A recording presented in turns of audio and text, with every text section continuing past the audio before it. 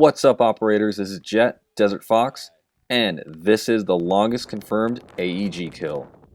I'm gonna go up on this ridge and see what I can see.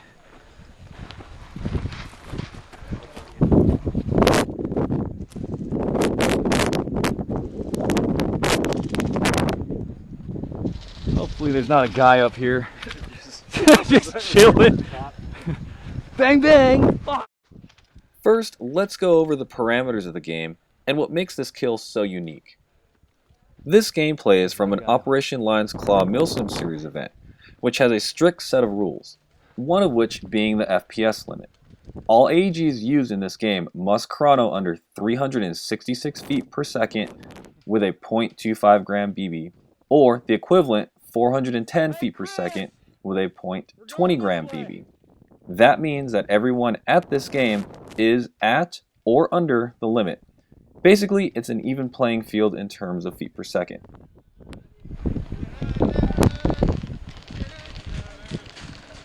Oh yeah, see? They're gonna come through that doorway right there. The gun I'm using in this game is my Elite Force 4 CRL, which passed chrono that morning at around 356 feet per second with a .25 gram BB. As for internal upgrades, my 4 CRL is stock. The only upgrade done to the gun is the 365mm Miracle Barrel. What's going on in the game right now is Tim, another teammate, and myself have taken a high hilltop overlooking the town. This is the same hilltop that was causing us problems in the Take This Town series. This is when you need your M14, dude. Yeah.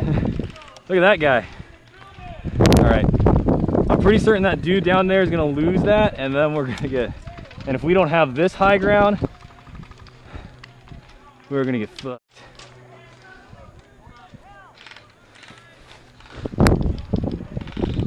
That's us over there, right? No. That's their spawn. That's their spawn, that tree? Right by the watchtower.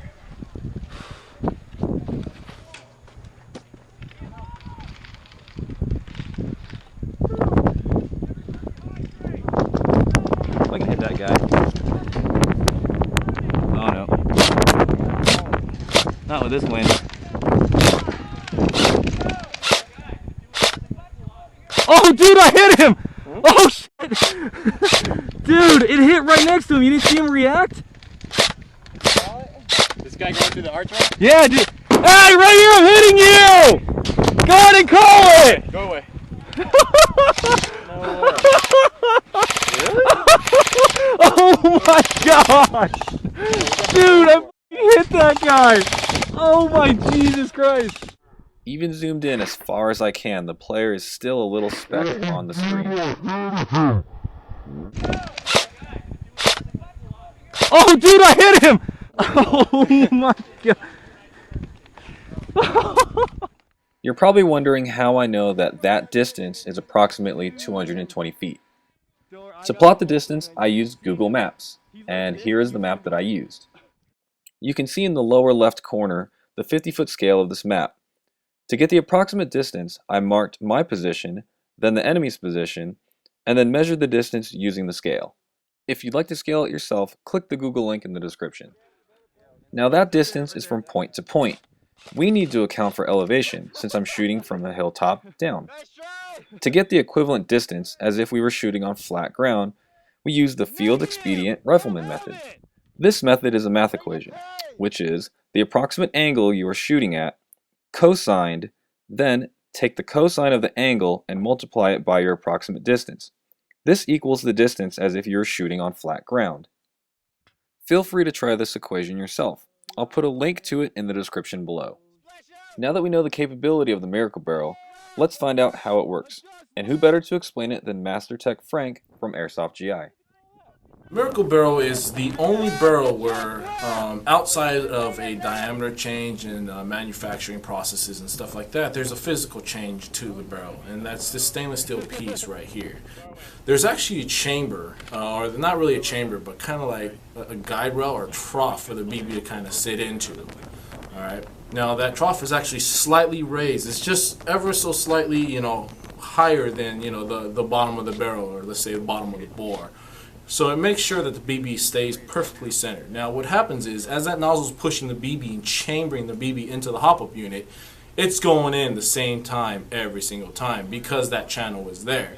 The BB isn't allowed to, and here I'm going to use this top of a thermos and this propane adapter to illustrate for you guys. So let's say this is the bore of the barrel, and without any kind of guide rails or, you know, a trough for the BB to sit into, potentially when that nozzle loads a BB, it could actually sit, you know, slightly to the right, slightly to the left, allowing it to hit the bumper incorrectly, and, you know, that's where you get your inconsistent shots. Even with, like, say, a tight bore barrel, it reduces, you know, how far up the BB can travel from side to side to get that improper bump, but you still notice that you'll get quite a few flyers.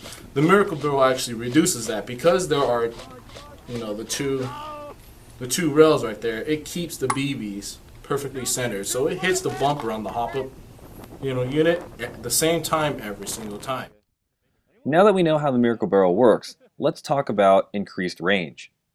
It's kind of like a trick, you know, kind of like an optical illusion. Because to tell you the truth, while we were testing these Miracle Barrels, we were testing the R-hops and stuff like that, and we did pretty extensive testing because obviously, you know, the claims that we make are a lot different than the claims, you know, guys on YouTube are making, you know, guys on forums are making and stuff like that, because we are a shop. You know, the stuff that we say can't just be random claims. So, over all the hop-up setups out there, what we did notice is, and our test is, you know, we're not using, you know, spring snipers that'll do 600-700 FPS. We're not using gas guns that could do 600 FPS. You know, we're not even using AEGs that could do 500-600 FPS. Most field limits are 400 FPS on 2.0s. Okay, so when we talk about accuracy, range, and how well something performs, we always put it to the test of that, you know, 400 FPS range, because I would say 90% of the fields in California and around the country, a lot of them run a 400 FPS, you know, standard AEG limit. So we call them field legal, you know. So any gun out there, for example, a Full Metal D-Boy M4, or even the PDWs, you know, whatever. You can take and you can launch a 2A BB, a 3.0 BB to around the same distances. But where that BB lands is the question. Without having to touch the gun, just out of the gun. We load it up with 2A BBs, we load up 3.0 BBs. It'll get out there. But out of 5 shots, I would say maybe 1 or 2 would go straight. The rest of them, we don't even know where they ended up, because we see the BB hook, and that's it. That's all we know of the BB. So potentially, at that distances, you're actually shooting, and the BBs are hitting, you know, a 20-30 foot spread. You don't know where they went because they all hooked off somewhere. The R-Hop and the Miracle Barrel stabilizes the BB, especially the Miracle Barrel. You know, where it gives you 3 points of contact that the BB chambers into and leaves, and it's the same every single time. So it makes the BBs fly and shoot a lot straighter and more consistent. So you're not really saying that the range, necessarily the physical range, is getting longer, but it's more of like your effective range. Where before your effective range was probably about 70 feet, 100 feet, it's actually now pushing that effective range all the way to the end of the, you know, the end of the BB trajectory. So we see that because, you know, basically where all the BBs are landing, they're all landing in the same place. We don't get the BB hooking off, you know, far left, far right, dropping, you know, things like that. So it's really the consistency that's where the Miracle Barrel really shines. And there you have it, operators. The longest on-camera AEG kill at a regulated national event, and the hardware used to make the shot explained in depth. As always, this is Jet, Desert Fox, and I'll see you on the field. Now I've opted to switch out the solid stock to this stock because I wanted something that was going to be able to collapse in case I'm in a CQ